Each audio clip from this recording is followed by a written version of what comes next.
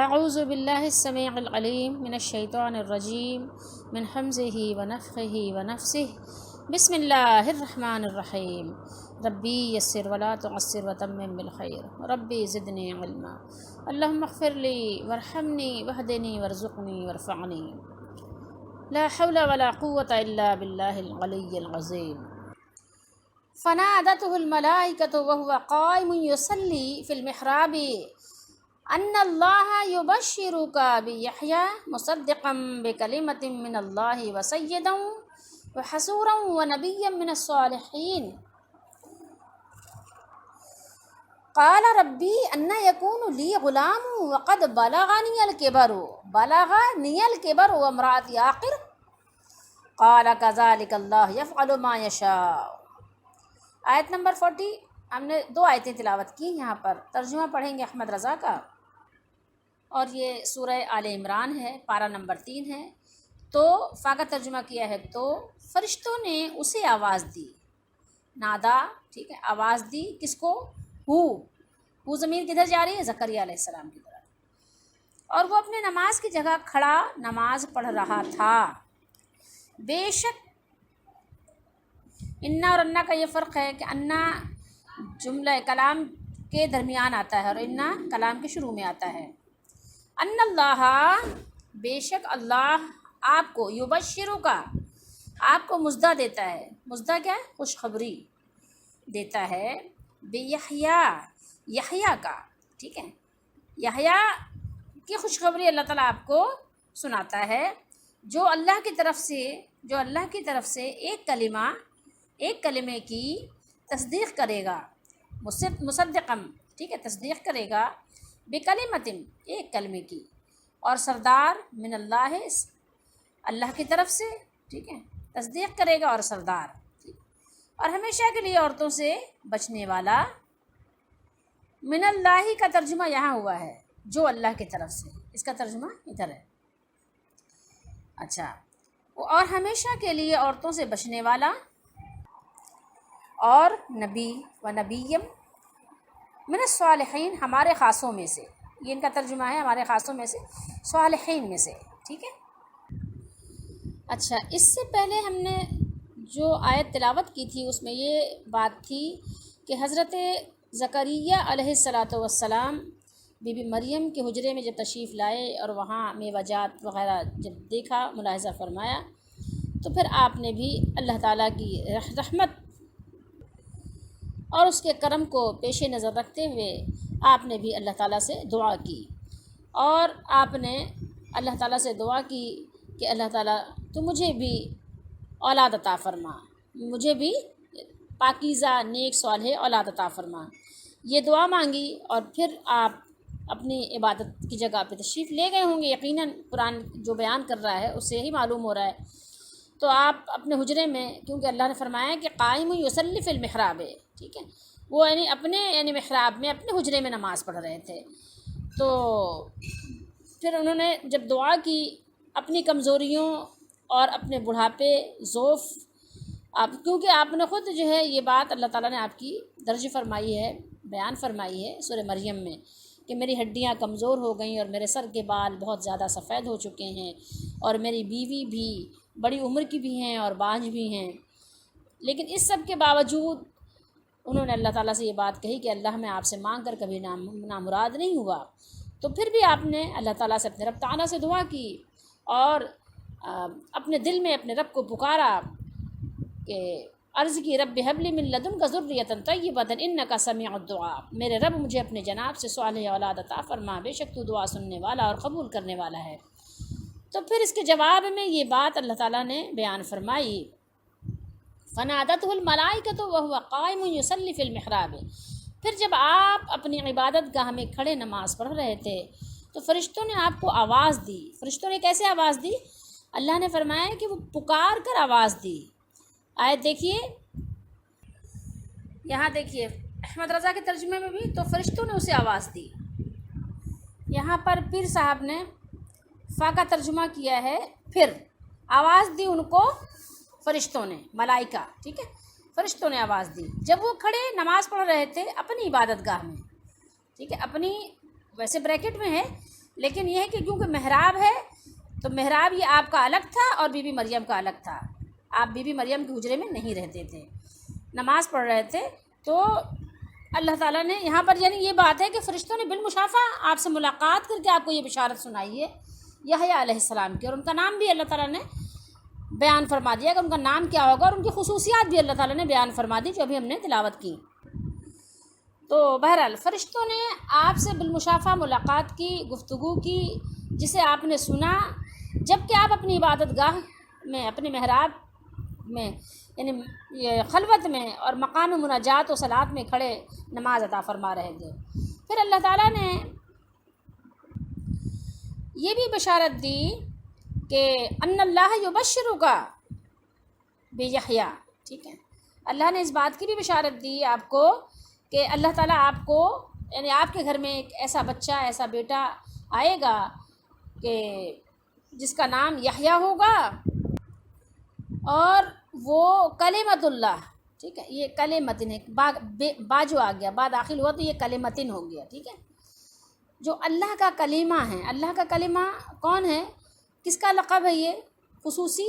یہ ہے عیسیٰ علیہ السلام کا. ٹھیک ہے، ان کو اللہ تعالیٰ نے قرآن میں اپنا کلمہ قرار دیا ہے. ویسے آپ یاد رکھیے یہ بات کہ جس کی بھی پیدائش ہے وہ ظاہر ہے، لازمی بات ہے کہ اللہ تعالیٰ کے امر سے ہی ہے. ٹھیک ہے، اس کے حکم سے ہی ہے، اس کے کن سے ہی ہے. لیکن عیسیٰ علیہ السلام کا یہ لقب آپ کا خصوصی ہے. ٹھیک ہے، یہ آپ کے لیے خصوصیت ہے کہ آپ عادت کے خلاف بغیر والد کے آپ پیدا ہوئے. ٹھیک ہے، تو یہ آپ کو بطور شرف لقب عطا کیا گیا ہے. جیسے کہ آپ یہ دیکھیے نا کہ ہم کہتے ہیں نا کہ نام ہمیں معلوم ہے، کہتے سے مراد یہ کہ ہمیں معلوم ہے کہ بیت اللہ کہتے ہیں اللہ کا گھر. اسی طریقے سے ہم کہتے ہیں ناقۃ اللہ، قرآن میں ہے نا ناقۃ اللہ، اللہ کی اونٹنی. ٹھیک ہے، اسی طریقے سے ہم کہتے ہیں اللہ کے رسول صلی اللہ علیہ وسلم. اس طرح کے ہم یعنی یہ القابات ادا کرتے ہیں نا. تو ظاہر اللہ کے رسول ہیں تو مخلوق بھی اللہ ہی کی ہے، لیکن کچھ چیزوں میں خصوصیت ہوتی ہے جو ان کا خاصہ ہوتا ہے، جو دوسروں میں وہ چیز نہیں ہوتی. اور باقی ظاہر ہے سارے ہی جن کی بھی پیدائش ہوئی ہے وہ اللہ کے حکم سے ہی ہوئی ہے. تو اب جب یعنی بیت اللہ کو ہم کہتے ہیں کہ اللہ کا گھر ہے تو ظاہر ہے کیا ساری مسجدیں کس کی ہیں؟ اللہ ہی کی ہیں. لیکن بیت اللہ کو ایک خصوصیت کے ساتھ اس کو منسوب کیا جاتا ہے. اسی طریقے سے ساری اونٹنیاں سب کا مالک کون ہے؟ حقیقی اللہ ہی ہے. لیکن ناقۃ اللہ جو حضرت صالح علیہ السلام کی اونٹنی تھی، اللہ تعالیٰ نے اس کو ناقۃ اللہ فرمایا، یعنی اس کو ایک خصوصی نسبت تھی. بالکل اسی طریقے سے عیسیٰ علیہ السلام کو بھی ایک خصوصی اس بات کی طرف نسبت ہے کہ آپ کو اللہ تعالیٰ نے کلمہ فرمایا ہے. اچھا، یہ کام تو بہرحال منظور تھا، اللہ تعالیٰ کو ہونا تھا یہ کام. لیکن یہ بات ہے کہ کسی کو اللہ تعالیٰ بغیر مانگے عطا فرما دیتا ہے، اور کسی کو مانگ کر اللہ تعالیٰ دیتا ہے، کسی کو جلد دے دیتا ہے، کسی کو اپنے یعنی ہر چیز اللہ تعالیٰ کے دربار میں ایک مقرر وقت ہے، اس کے حساب سے وہ کام اسی طریقے سے تکمیل کو پہنچتا ہے. دیکھیں یحییٰ علیہ السلام، زکریا علیہ السلام نے جو دعا کی تھی ذریت کی، تو ذریت کے ساتھ ساتھ طیبہ کی بھی دعا کی تھی. ٹھیک ہے، اور اللہ تعالیٰ نے دیکھیں کیسے ان کی دعا قبول فرمائی، اور کیسے یعنی خوبصورتی کے ساتھ اتنی جلدی اللہ تعالیٰ نے، جیسے بی بی مریم علیہ السلام کی والدہ کی اللہ تعالیٰ نے دعا قبول فرمائی تھی، ویسے ہی حضرت زکریا علیہ السلام کی اس جگہ پر اتنی یعنی جلدی سے یہ سارے کام ہوئے، اور اس کے مطابق ہوئے جیسے دعا تھی. ٹھیک ہے، جیسی دعا تھی ویسے ہی. ابھی دیکھیے اس کے ثمرات بھی ویسے ہی جیسے دعا مانگی گئی تھی، کہ ایک تو جیسے ہی آپ نے دعا مانگی تو اپنے عبادت خانے میں ابھی نماز ہی پڑھنے کے دوران یعنی نماز ہی مصروف تھے، مشغول تھے، تو فرشتوں نے آپ کو آواز دی اور یحییٰ نامی بیٹے کی خوشخبری بھی دی. ٹھیک ہے، اور پھر ان کی خصوصیات بھی، ان کے احوال بھی بیان کیے گئے کہ آپ نے جو مانگا ہے اسی کے مطابق آپ کو اللہ تعالیٰ عطا فرما رہا ہے. اب دیکھیے ان کی خوبیاں کیا کیا اللہ تعالیٰ نے یہاں بیان فرمائی. سب سے پہلی بات کہ وہ تصدیق کرنے والے ہوں گے اللہ تعالیٰ کی طرف سے جو کلمہ ہے. ٹھیک ہے، یعنی عیسیٰ علیہ السلام انہی کا لقب ہے. یہ دیکھیں تصدیق تو اور لوگ بھی کر سکتے ہیں، جیسے یحییٰ علیہ السلام تصدیق کریں گے عیسیٰ علیہ السلام کی، تو لیکن جو نبی کی تصدیق ہوتی ہے نا اس کی بات ہی اور ہوتی ہے، ٹھیک ہے. جو لوگ نبی کے ماننے والے ہوتے ہیں وہ نبی کی بات سے ان کو تقویت حاصل ہوتی ہے. تو جب یحییٰ علیہ السلام تصدیق کریں گے، کس بات کی تصدیق کریں گے؟ ظاہر ہے عیسیٰ علیہ السلام بغیر والد کے پیدا ہوں گے تو لوگ طرح طرح کی باتیں بنائیں گے. تو ظاہر ہے باتیں تو بنیں گی، باتیں بنائی جائیں گی، باتیں بنائیں گے لوگ. تو وہ یحییٰ علیہ السلام اس کی تصدیق کریں گے اور ان پر لگائے گئے الزامات کو رد کریں گے. تو اس کے بعد یہ کہ عیسیٰ علیہ السلام اللہ کے نبی ہیں، آپ کی نبوت کی بھی تصدیق کریں گے. اللہ کا کلمہ ہے، اللہ کے نبی ہیں اور یقیناً بغیر والد کے پیدا ہوئے ہیں. یہ ان کے لیے ایک معجزہ اللہ تعالیٰ نے عطا فرمایا کہ لوگ دیکھیں اور ان کو معلوم ہو، ان کا یقین کامل ہو، مضبوط ہو کہ اللہ تعالیٰ جو یہ ذریعہ بنایا ہے اس طرح سے پیدائش کا، وہ صرف ایک ذریعہ ہے دنیا آباد کرنے کا. ادروائز اللہ تعالیٰ اس کے بغیر بھی اپنی مخلوق کو پیدا کر سکتا ہے، آباد کر سکتا ہے. یہ تو ایک کوئی خاص بات نہیں ہے، بلکہ اللہ تعالیٰ تو یہ جیسے زمین سے غلہ پیدا ہوتا ہے اس طرح سے بھی بچوں کو پیدا کر سکتا ہے. جس طرح چاہے وہ پیدا کر سکتا ہے، اس کے لیے کوئی چیز مشکل اور دشوار نہیں، ٹھیک ہے. لیکن اس نے ایک قانون، ایک اصول بنایا ہے، اس کے مطابق دنیا کا نظام چلتا ہے. تو اس لیے ہم اتنا زیادہ غور و فکر کرنے کی زحمت نہیں کرتے، ورنہ ہر چیز سے اللہ تعالیٰ کی قدرت، اس کی الوہیت کا یعنی اعلان ہو رہا ہے. ہر طرف اس کا اعلان، اس کا چرچا ہے. یہاں دیکھنے والے نگاہ چاہیے، ٹھیک ہے. تو یہ دیکھیے پہلی بات کیا بیان ہوئی کہ وہ تصدیق کریں گے عیسیٰ علیہ السلام کی. پھر دوسرے نمبر پہ کیا بیان ہوا کہ وہ سردار ہوں گے، ٹھیک ہے. وہ سیداً و حصوراً و نبیًا من الصالحین. دوسری بات ہوئی بیان کہ وہ سردار ہوں گے. نبی علیہ السلام ظاہر ہے کہ نبی ہوتے ہیں، امتی ہوتے ہیں، ٹھیک ہے. بڑا فرق ہوتا ہے، بہت ڈفرینس ہوتا ہے، ٹھیک ہے ان میں. تو یہ سردار ہوں گے، نبی ہوں گے. اور تیسری بات یہاں بیان ہوئی وہ حصوراً، ٹھیک ہے. یہ حصور یعنی اپنے خواہش پر، اپنے نفس کو لذات سے، جو دنیاوی لذات ہے، جیسے ہم نے آج اپنے آپ کو اس میں بہت زیادہ کہنا چاہیے لت پت کر رکھا ہے. تو نبی تو ویسے ہی بہت زیادہ اپنے آپ پر قابو رکھنے والے ہوتے ہیں. عیسیٰ علیہ یوسف علیہ السلام کا واقعہ آپ پڑھ کر دیکھ لیجئے، ٹھیک ہے. تو لوگ سمجھتے ہیں کہ شاید نبی کو حاجات اور خواہشات نہیں ہوتی ہیں. اگر تو یہ چیز ہوتی ہی نہیں تو پھر ظاہر ہے پھر ان کی اتنی زیادہ تعریفی کلمات جو اللہ نے ان کے لیے بیان فرمایا تو بات ہی ختم ہو گئی. اگر ایک شخص کھانا نہیں کھاتا اور اس کو بھوک ہی نہیں لگتی تو اب آپ بتائیے اس کو تعریف اس میں کیا ہوئی؟ اس کو بھوک تو لگتی ہی نہیں، اللہ تعالیٰ نے اس کو کھانے کی حاجت ہی نہیں دی، تو کیسے کھائے گا وہ؟ تو اب اس میں اس کی کیا تعریف ہوئی؟ کھانے کی حاجت ہے، اس کے باوجود بھی کھاتا ویسے ہے جیسے اللہ کا حکم ہے. سوچئے، حاجت تو ہے اندر، حاجت تو ہے، لیکن ایسے نہیں کھاتا کہ جیسے جانور کھاتے ہیں، ایسے نہیں کھاتا. کھاتا ویسے ہے جیسے اللہ تعالیٰ کا حکم ہے. تو یہ ہے اصل میں، یہ بڑی بات ہے، یہ بڑی شان ہے. تو اب بہت سے لوگوں نے کہا کہ عیسیٰ علیہ السلام، یہ یحییٰ علیہ السلام کے اندر یعنی یہ خصوصیت ہی نہیں تھی کہ یعنی وہ نکاح کرتے، یعنی خواتین کو یعنی اپنے نکاح میں رکھتے. نعوذ باللہ استغفر اللہ، یہ بالکل یعنی فضول بات ہے. یہ اس طرح کی باتیں جن لوگوں نے کی ہیں وہی جانیں بہتر، اور وہ خود اپنا جواب دیں ہیں، لیکن ایسی کوئی بات نہیں تھی، ٹھیک ہے. اللہ نے فرمایا کہ عورتوں سے بچنے والا یہاں ترجمہ ہے، یعنی وہ جو لذات دنیا ہیں وہ اپنے آپ کو اس سے بچائیں گے. کیونکہ دیکھیں ایک شخص کو جب یہ معلوم ہو، یقینی بات معلوم ہو کہ اسے مرنا ہے، اسے اللہ کو جواب دہ ہونا ہے، اور دنیا میں بھی اس پر بہت ساری ذمہ داریاں اللہ نے رکھی ہیں، تو لازمی سی بات ہے کہ اللہ کے نبی صلی اللہ علیہ وسلم نے جیسے فرمایا کہ اگر تم کو معلوم ہو جائے وہ جو میں جانتا ہوں تو تم یہ بستروں پہ مزے کرنے چھوڑ دو، ٹھیک ہے. اور پھر یہ کہ جو دنیا لذات دنیا ہے نا، پھر وہ تمہیں اس میں وہ لطف ہی نہیں آئے گا. مفہوم ہے حدیث شریف کا.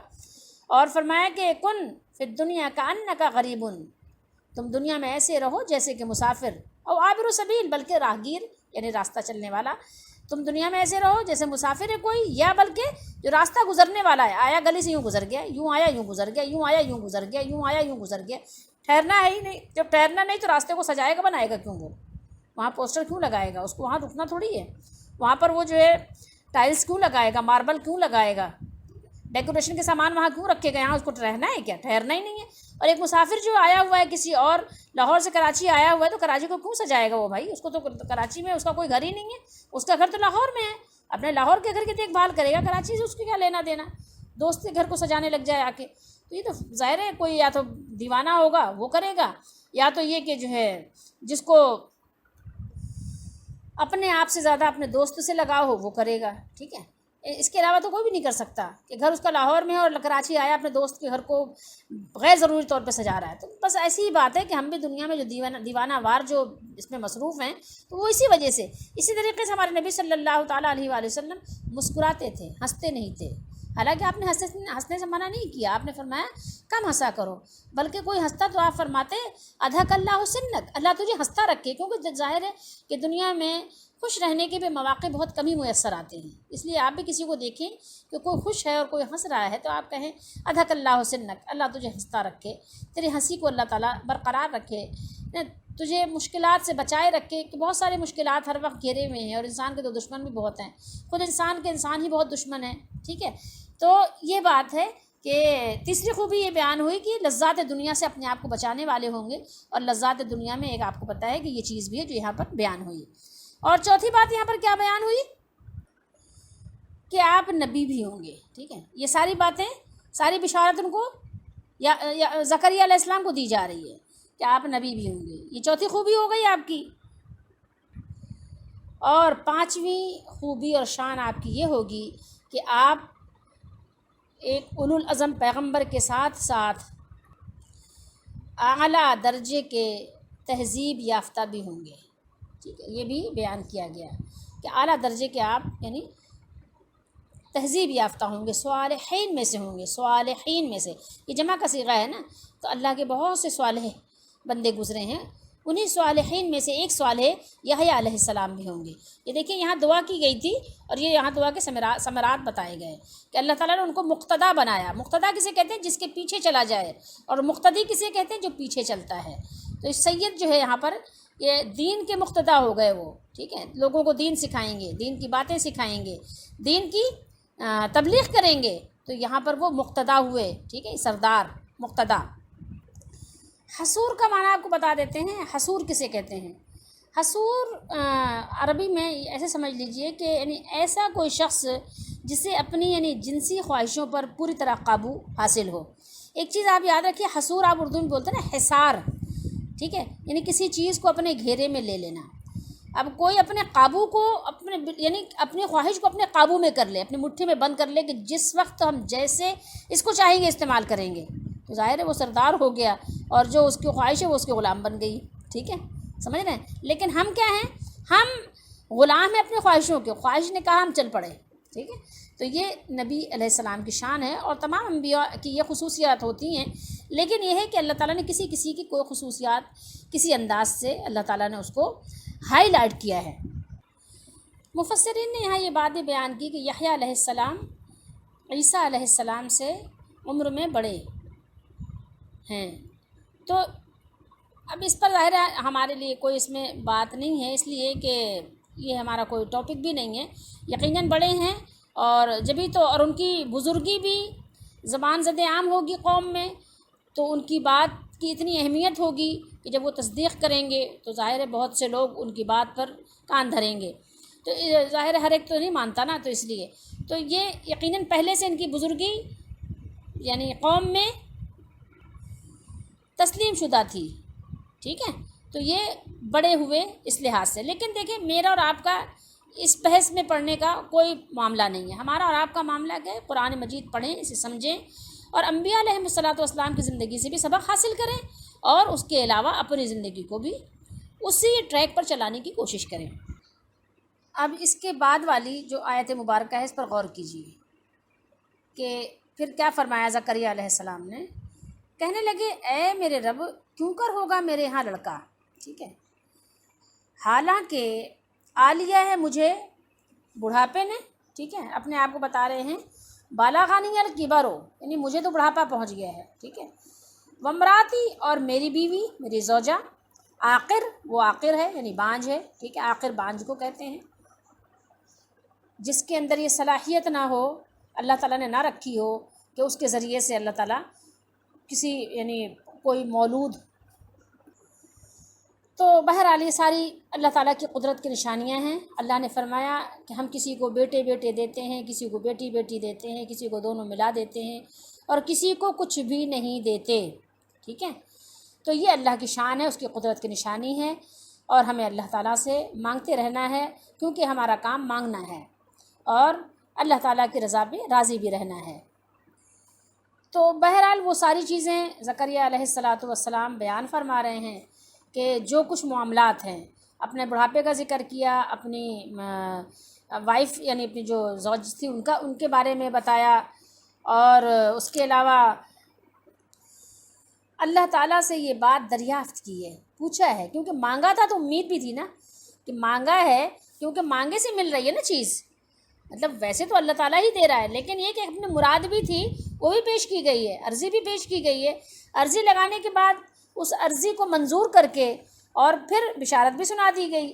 تو اب یہ یہاں پر ایک تعجب والا انداز ہے کہ اللہ تعالیٰ بے شک آپ قادر مطلق تو ہیں، ٹھیک ہے، آپ سب پر غالب تو ہیں، کوئی چیز آپ پر غالب نہیں آ سکتی، لیکن یہ کہ یہ معاملات ہوں گے کیسے، کہ کیا زکریا علیہ السلام پھر سے جوان ہوں گے، زکریا علیہ السلام یعنی کوئی نیا نکاح کریں گے، یا ان کی وائف کو جو ہے ان کے زوج کو اللہ تعالیٰ یعنی نئے سرے سے ان کے ساتھ معاملات ہوں گے، یا یہ کہ اللہ تعالیٰ یہ کس طرح سے یہ بات کس طرح سے وجود میں آئے گی کہ یحییٰ علیہ السلام تشریف لائیں گے کہ اللہ تعالیٰ کی طرف سے بشارت آئی ہے، خوشخبری آئی ہے اور حق ہے، سچ ہے، تو یہ معاملات کیسے پائے تکمیل تک پہنچیں گے؟ یہاں یہ بات دریافت کرنا مقصود ہے، کیونکہ نبی کا ایمان بڑا کامل ہوتا ہے، شک اور شبے والی بات نہیں ہے۔ تو یہاں پر ان کو جواب دیا گیا، قال کذالک اللہ یفعل ما یشاء، کہا اسی طرح اللہ جو چاہتا ہے کرتا ہے، یعنی اللہ تعالیٰ کا امر عظیم ہے، اس کا حکم سب پر غالب ہے، ٹھیک ہے، اس کا حکم سب پر غالب ہے، اسے کوئی چیز مغلوب نہیں کر سکتی۔ اللہ تعالیٰ کو کوئی یہ نہیں کہ اللہ تعالیٰ پر اپنا حکم چلا سکتا ہے، نعوذ باللہ، سوال ہی پیدا نہیں ہو سکتا۔ ہاں، اللہ کے بندے بن کر، اس کے مملوک بن کر، عاجز بن کر مانگتے ہیں، اللہ عطا کرتا ہے، لیکن کوئی اللہ پر حکم چلائے ناممکن سی بات ہے، ٹھیک ہے، امپاسبل۔ اور ایک چیز یہاں اور بھی مطلوب ہے کہ تعجب کی تو کوئی بات بھی نہیں ہے، کیوں؟ اس لیے کہ جب بی بی مریم کو اس طرح سے معاملات ان کے ساتھ ہو رہے ہیں کہ ان کو بے موسم کے پھل فروٹ دیے جا رہے ہیں، میوہ جات ان کو عطا ہو رہے ہیں، تو بے موسم کے اولاد دینا کون سی مشکل بات ہے؟ اور پھر یہ یحییٰ علیہ السلام کی پیدائش میں اور عیسیٰ علیہ السلام کی پیدائش میں بھی مماثلت ہے، کس طرح سے کہ یہ بڑھاپے میں ان کی پیدائش ہوئی ایز اٹ از، یعنی اسی بڑھاپے میں، ایسا نہیں کہ ان کو جوانی لوٹائی گئی، اور اسی طریقے سے عیسیٰ علیہ السلام بغیر والد کے ہوئے، ٹھیک ہے۔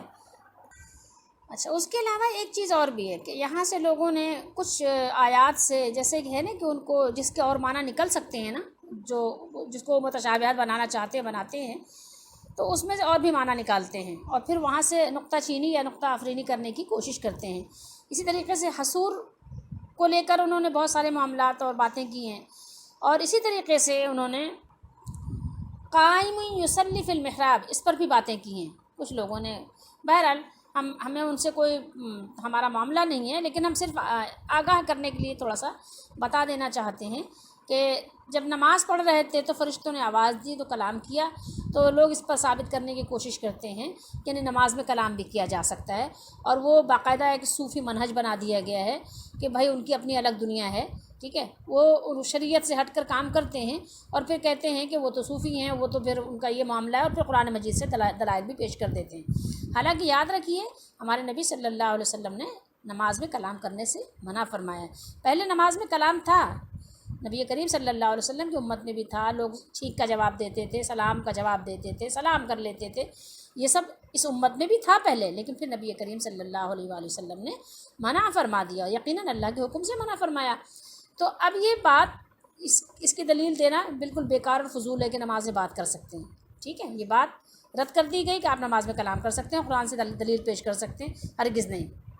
اور اس آیت سے جو یہاں آپ ترجمہ دیکھ رہے ہیں کہ اور ہمیشہ عورتوں سے بچنے والا ہوگا، حصور کا معنی جو یہاں پر کر دیا گیا، تو اب جو ہے اس سے لوگوں نے کہا کہ یعنی نکاح کرنے کے لیے یہاں تعریف ہوئی ہے نا، یحییٰ علیہ السلام کی تعریفی کلمات بیان ہوئے ہیں، تو جو 5 خوبیاں ان کی بیان کی گئی ہیں، تو کچھ لوگوں نے تو یہی کہہ دیا کہ ان کے اندر شادی کرنے کی، نکاح کرنے کی صلاحیت ہی نہیں ہوگی، نعوذ باللہ، اور کچھ لوگوں نے یہ کہہ دیا کہ شادی کرنے کی ضرورت ہی نہیں ہے، ٹھیک ہے، وہ یعنی جوگی بن کر بیٹھ گئے، سادھو بن کر بیٹھ گئے، اور نکاح کرنے کی جناب کوئی ضرورت نہیں، مثال ضرورت پڑی تو قرآن سے مثال دے دی، یہ دیکھو قرآن میں نا یحییٰ علیہ السلام نے بھی نہیں کیا تھا۔ اب وہ یہ بھول جاتے ہیں کہ اس امت میں نبی کریم صلی اللہ علیہ وآلہ وسلم نے شادی کا حکم دیا ہے، کرو شادی کرو، نکاح کرو، ان نکاح من سنتی، ٹھیک ہے، آپ نے فرمایا نکاح میری سنت ہے، نکاح کرو، آپ نے حکم دیا نکاح کرنے کا، جس کے اندر طاقت ہو، صلاحیت ہو، نکاح کرے، ٹھیک ہے۔ اور ہاں یہ نہیں ہے کہ نکاح کر کے آگے لا کے ایسے عورت کو بٹھا دیا، اس کو تنگ کر رہے ہیں، کما نہیں رہے، کجا رہے ہیں، یہ ایسا نہیں ہے، لیکن نکاح کرنے کو پسند کیا گیا، حکم دیا گیا نکاح کرو، بچے پالو، اللہ بھی کرو۔ تو یہ یہاں پر یہ بات نہیں بیان کی گئی کہ وہ یحییٰ علیہ السلام شادی ہی نہیں کریں گے، تو اب یہ بیان جو ہے سب پر آپ نا صوفی بن کے بیٹھ جائیں کہ جناب وہ، تو یہاں بیان کیا اللہ تعالیٰ نے کہ وہ پارسا ہوگا، ٹھیک ہے۔ اب یہ نہیں کہ ہاں وہ نکاح کرنے کی صلاحیت ہی نہیں رکھیں گے، دیکھیے یہاں پر یہ کیا بتا رہے ہیں الفاظ کہ کیا مانگا تھا زکریا علیہ السلام نے، زکریا علیہ السلام نے مانگا تھا کہ اللہ تعالیٰ پاکیزہ اولاد، ٹھیک ہے، پاکیزہ اولاد، ذریت مانگی تھی، ذریت پتہ ہے ایک بچے کو نہیں کہتے بلکہ ذریت کہتے ہیں، میرا بیٹا، میرے بیٹے کا بچہ، یعنی بچہ ہو بچی ہو، بیٹا سے مراد بیٹا ہی نہیں، میری بیٹی، میری بیٹی کی بیٹی، ٹھیک ہے، تو اس طریقے سے یعنی پھر اس کی بیٹی، پھر اس کی بیٹی، جیسے ابراہیم علیہ السلام، پھر اسحاق علیہ السلام، پھر یعقوب علیہ السلام، پھر یوسف علیہ السلام، نسل در نسل، اسے کہتے ہیں ذریت، سمجھ رہے ہیں، اس کو ذریت کہتے ہیں۔ علی رضی اللہ تعالیٰ عنہ، حسن رضی اللہ تعالیٰ عنہ، حسین رضی اللہ تعالیٰ عنہ، پھر اس کے بعد زین العابدین ان کے بیٹے، ٹھیک ہے، علی جن کو کہا جاتا ہے ان کا نام علی تھا، علی بن حسین، تو اسی طریقے سے یہ اس کو ذریت کہا جاتا ہے، سلسلہ چلتا رہتا ہے اس طرح سے۔ ہمارے لیے حکم یہ ہے کہ جب تک ہمیں کوئی بات پوری طریقے سے پتہ نہ ہو، معلوم نہ ہو، اس پر ہم بات نہ کریں، ٹھیک ہے، پہلے پوری معلومات کریں، پوری تحقیق کریں، پھر آگے بات کریں۔ اللہ تعالیٰ ہم سب کو سمجھ دے، ہدایت دے، اور ہم سب کو سیدھے راستے پہ چلنے کی توفیق دے۔